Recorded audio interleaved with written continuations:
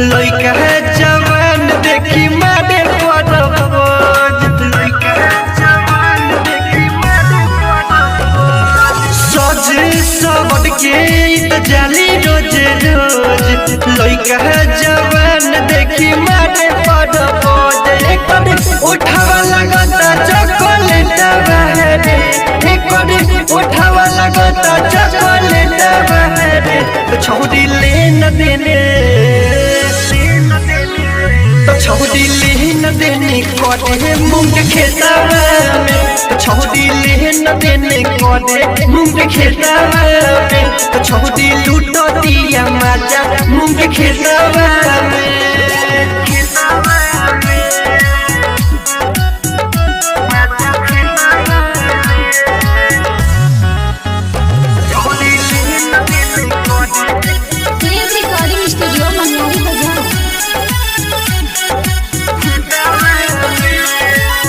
बड़ाई छौड़ी करेली तेला बेला मुंगबे के खेत में गजब करेली खेला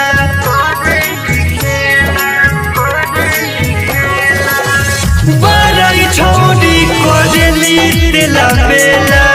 मुंगबे के खेत में गजब करेली खेला वही जा खाना खाली फूला पलटवा में वही जा खाना खाली फूला छौड़ी ले न देने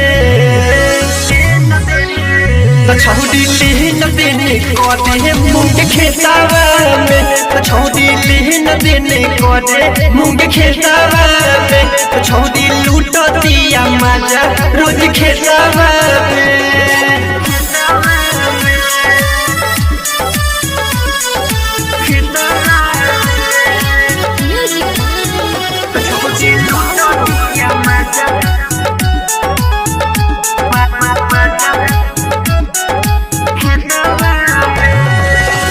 रंजय रंजित जी के रोजे बोलावे चढ़ल जवानी के फायदा उठावे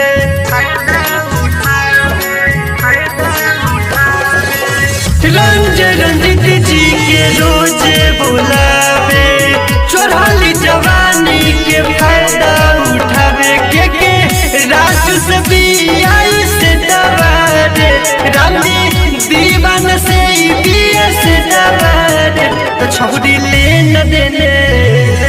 देखना रे छौड़ी ले न देने कटे मूंग खेतवा में छौड़ी ले न देने कटे मूंग खेतवा में छौड़ी ले न देने कटे यही खेतवा में recording by Dev recording studio Maniyari बाजार।